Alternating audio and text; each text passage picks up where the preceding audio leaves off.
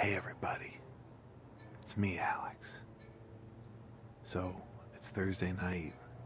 It's a little bit before midnight. It's late. I don't want to make a lot of noise. What am I doing out so late in my driveway? Well, I'll tell you. I love looking for instruments for sale on Craigslist or OfferUp. Tonight I found this really great deal that is probably a little too good to be true. For $25. Now, someone here got ripped off tonight. Maybe it was me. We're gonna find out. Alright, so it's been a couple days and I finally have some time to spend on this project. It turns out that it does actually work. I plugged it into my bass amp and it seems to work just fine, which is the first part of the battle. Now what we got to do is take off all these stickers. So I looked online and there's a bunch of different opinions. People say you can use nail polish. People say you can use WD-40. Other people say naphtho, which is lighter fluid. I don't really want to light myself on fire, so I'm going to stay away from the lighter fluid. Let's see how far we get with my wife's nail polish and maybe some WD-40. One weird thing I did notice, there's this electrical tape, which I don't understand why it was there, and I started peeling it back. And look, we got a Sid Vicious, so that's exciting. Who knows why on earth they did that, but there you go. Nifty little discovery, but Sid ain't gonna be around for much longer. So again, I'm hoping I can clean this up and actually turn a couple bucks on it. So we'll see. Now actually, the first step, before the first step, we want to get these strings out of the way. These strings, if you can see, are just filthy dirty, and the crazy dude I bought this guitar from said that it's been pretty much unplayed for 9 years. It's just been sitting in a closet. He said some friend of his left it at his place, moved away, and he never heard from him again. So anyway, what we're going to do is loosen these up with the headstocks, and right now they're about Fieldy from Korn tuning. See that? Oh yeah, got the laugh.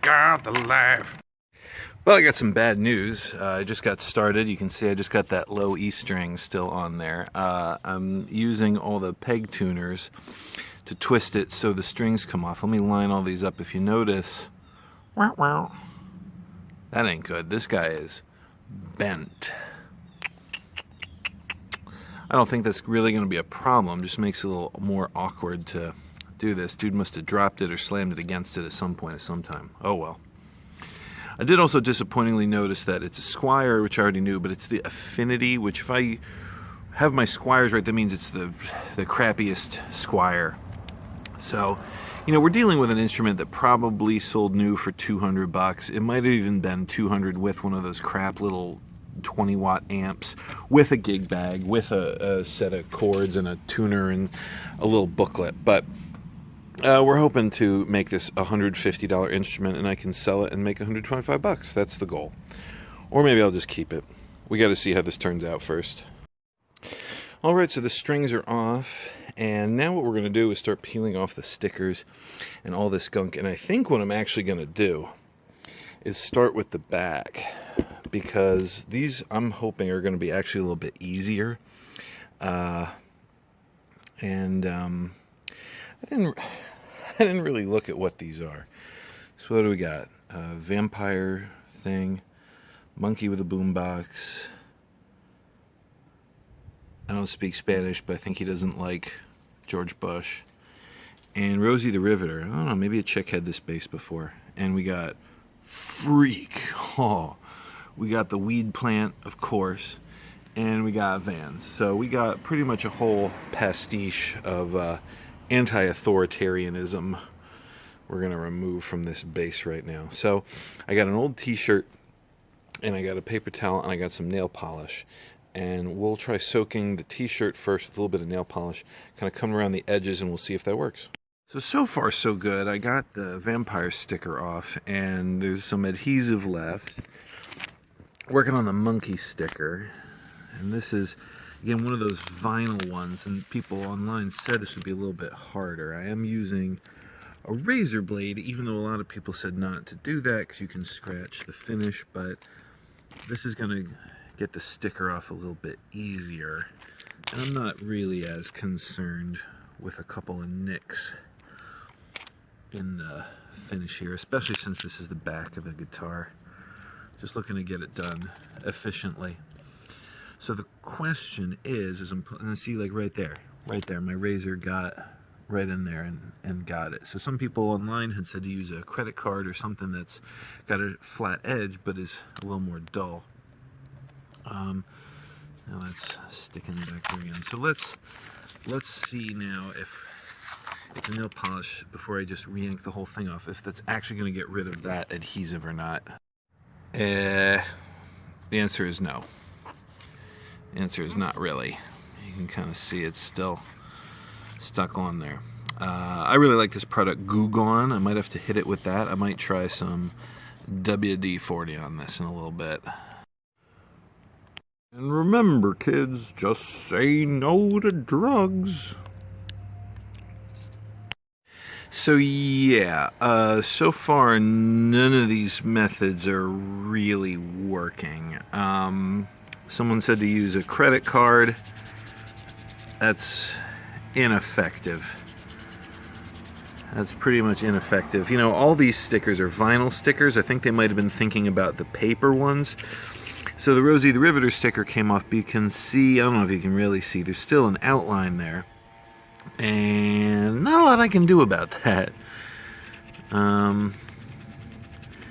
Yeah, so I'm going to try and continue to very carefully use my little razor. But see, there we go. See right there. See right there. That's now a scratch in the finish. That's going to leave a mark. Oh, you know I love adhesive. So we just got to keep trying some stuff here. I might end up having to do the naphtha. I did try the WD-40. That doesn't really help much of anybody. That really doesn't break any of this stuff down at all. I mean, no matter what I do. So, well, isn't that special? It turns out we do have one paper sticker. If I can kind of get under there and peel this off. Oh yeah, so there we go. So we get the worst of both worlds. This is fantastic. Maybe my methods will work on this. Yep. Well, I gotta tell you, at this point I'm really not happy with the results that I'm getting. Some of it came off for the most part, but it's still leaving traces behind. The WD-40 does not seem to work. The nail polish does not seem to work. I used Goo Gone, a product I'm a big fan of, and if you look on the back, it even says it removes stickers, but even that seems to be not enough for this. So it might be time to go get some of that lighter fluid that they'd recommended. That wasn't enough. This sticker here turned out to be the most irritating of all. I kind of thought it was all one piece, but it's not. It's just this little outline. So every last little piece of this thing, see that? See how every last little piece needs to come up like that, and it keeps breaking apart. Well, this sucks. This is no fun at all. I'm calling this whole project into question. Well, flipping it around to the front, things are looking good. I took the bridge off because this is pretty dirty. That could use a cleaning. So I took that off, but things are looking pretty okay. I got most of this off. The pick guard is still gross. Look at all this old adhesive. I still got this dumbass delinquent sticker on here, so I got to peel that off. But this is coming together. I'm kind of wondering at this point if, instead of wasting my time, if I should just buy a whole new pick guard. Again, I only have $25 invested in this. The plan was to sell it and make a quick $100. But I might just have to invest another, I think it's like $20 or $25. I'm gonna have to see how much the pick guard costs. I'm also concerned because these little knobs here are very wiggly, and they are definitely not supposed to be like that. So I kind of want to take this off and see what's behind there and see if there's something that just needs to be tightened up or fixed. And another weird story here.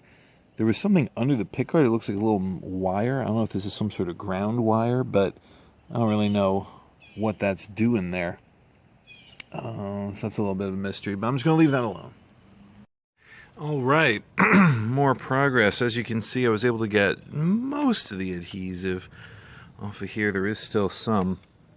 Oh, it's dirty down in here, so let me see if I can't just kind of clean this out. This probably hasn't been seen since it left the factory, so let's give this a little bit of a wipe down. But we're in business. Now, like I said, these knobs were so loose, when I turn it around, and look at what's on the bottom. You know, I don't even know how these are supposed to be secured, but they just seem to be spinning loose like that. And I don't think that's correct. So there's got to be some way I can kind of secure those.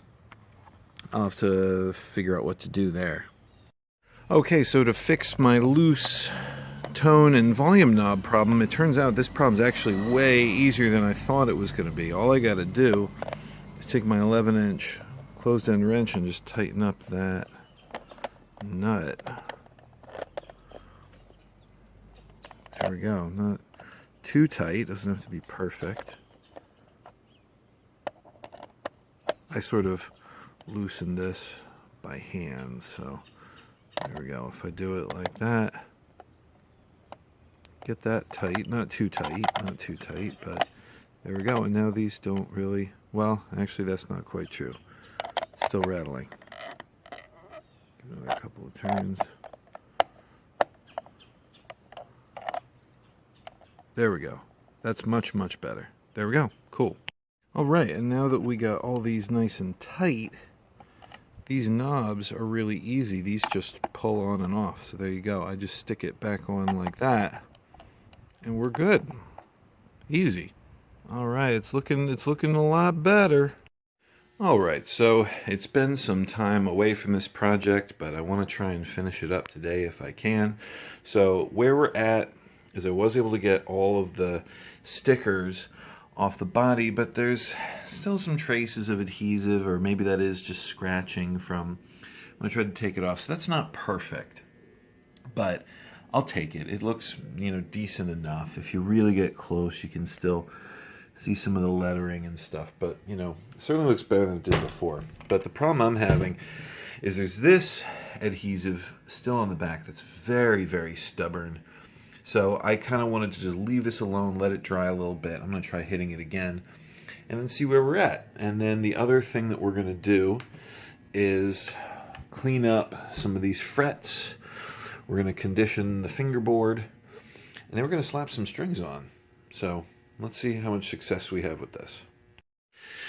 So we're moving right along with the old lighter fluid here. And it's really interesting because there's this big stubborn spot on the back of the guitar. And if I put the lighter fluid on it and I kind of buff it, I go in a circle, it's like it's just sort of spreading it around and not really getting rid of it. So I'm making sure with my paper towel to keep flipping it over, to keep using a clean section, because I'm trying to move from left to right, and I am removing it little by little from the left. So I know you can't really see. There we go. So I left some of it to kind of soak on there, and if you see, my table's a little wobbly, but if we go in there, it sort of thins it out. You can see we're a little bit closer, and if I just keep doing this, it seems to have a little bit of an effect. So all this right here used to look like this right over here. So this is cleaned off. This is still sticky. So we just got to keep working. So I think I'm making progress. There was some more down here I was able to get rid of. So what I'm learning is put down some of the lighter fluid and just leave it sit there for a couple seconds. Do one pass, and then flip to a clean part of your paper towel, add more lighter fluid directly to the paper towel, and then keep going. So if you just keep thinning it out, thinning it out, thinning it out, but otherwise you're just sort of pushing it around. Ta-da! Look at this, no more adhesive. So again, the method that I figured out is best. Use the lighter fluid on it, let it soak a couple seconds, do it one pass with a paper towel, then get a clean paper towel or clean section of the same paper towel, put the lighter fluid directly on the paper towel, and then buff it out, and just do little sections at a time. Otherwise the adhesive that I was coming up against would just get kind of smeared all over the place. Alright, so the next step is going to be cleaning up this dirty fretboard. So what I like to do is take some tape. I use painter's tape, which is blue, or this tape, because it comes off pretty easily. I put little pieces on either sides of the fret, and then you got to get some steel wool. You got to use grade 0000, quadruple 0, because it's super fine. All you got to do is use your thumb and give this a quick going over. Look at that. You can see that shining. See the difference? Awesome. Alright, and we just keep working our way up the neck. I've been unpeeling the pieces of tape and just moving them to the next fret, just kind of doing one at a time. I've seen other guys actually measure out the tape and put it over the whole fingerboard and then do it all at once. I don't think that would really save you any time. I just do one at a time. But you can see, these are the ones that are still dirty, and these are the ones that are still clean. See all that extra shine? See how much cleaner that is and all of that. I hope you can see it, but we're almost done. I just got to keep working my way up the neck, and then we're going to treat the fingerboard. Last step before strings is using some conditioner. So I'm using this stuff. It's lemon oil. It's very simple. All you got to do is spray it directly onto the paper towel, not onto the fretboard itself, they said. And you just wipe it down. Now before I did this, I went over the whole fretboard with a slightly damp paper towel and removed a lot of grime. You can see this is all the kind of stuff that came off of it. There's a lot of it. Ugh. You know, your fingers have all kinds of oil and dirt and grime on them, especially when you sweat. And if you're playing a gig or something, you're going to be probably pretty sweaty. So all that stuff gets left behind on the fretboard. What you really want to do is clean off the strings after every use if you can, but sometimes even I get lazy. But this is what you want to do probably every couple months or so. Just kind of condition it. And you can see this fretboard now looks nice and glossy. And I do believe at this point we are ready for some strings. Alright, we got her all stringed up. She's back to normal. So I think this project is a success. Very excited about it. This looks in good shape. Bought this for $25. $25, ladies and gentlemen.